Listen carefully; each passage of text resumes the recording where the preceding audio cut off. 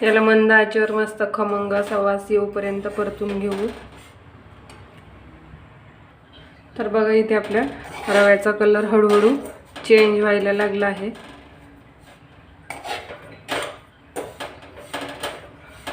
तर याला मंद आचेवरच अर्धा तास परतून घ्यायचं आहे। जसं आपण बेसन लाडू बनवतात, तर बेसन लाडू बनवताना जसा बेसनला कलर येतो तसा कलर येऊपर्यंत याला परतून घ्यायचा आहे।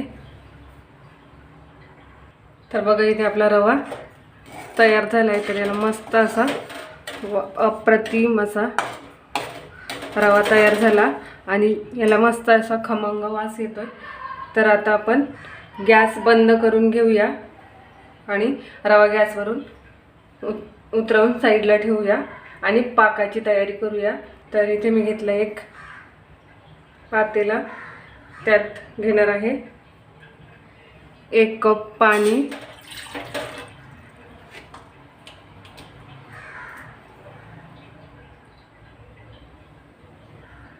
आणि त्यात अजून 2 टेबलस्पून पाणी घालणार आहे। म्हणजे असं 1 कप आणि 2 टेबलस्पून पाणी घेतलं, त्यात 1 कप साखर। आता याला 3 ते 4 मिनिटं सारखं हलवून घेऊया, म्हणजे साखर विरघळेपर्यंत हलवून घेऊया।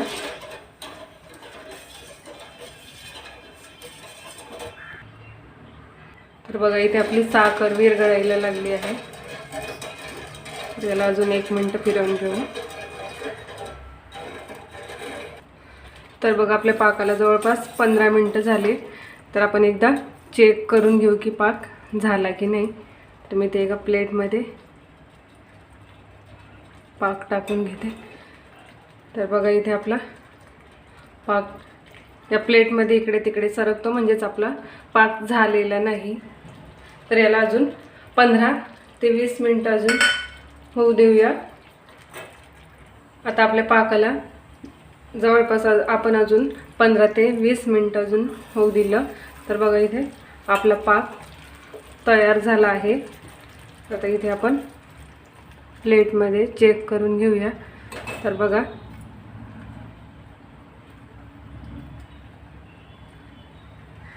आपला एक तारी पाक असा तयार झाला आहे। तर बघा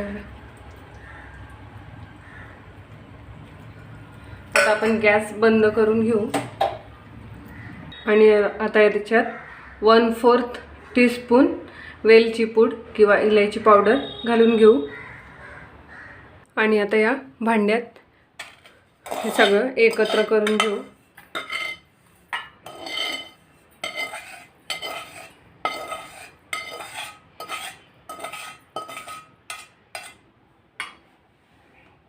तर इथे मी घातला पोह्यांचा परतून घेतलेला रवा आणि आता आपण याच्यात थोडा थोडा करून पाक घालणार आहोत।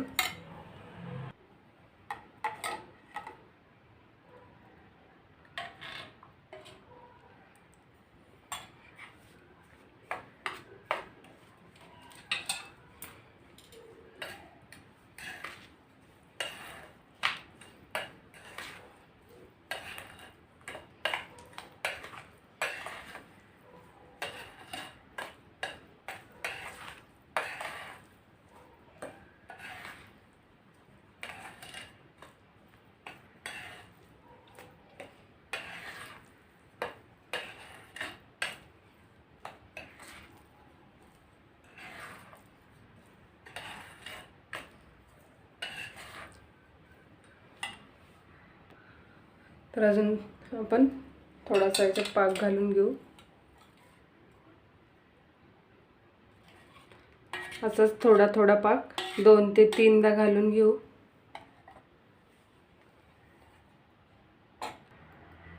आणि परत मिश्रण एकत्र करून घेऊ।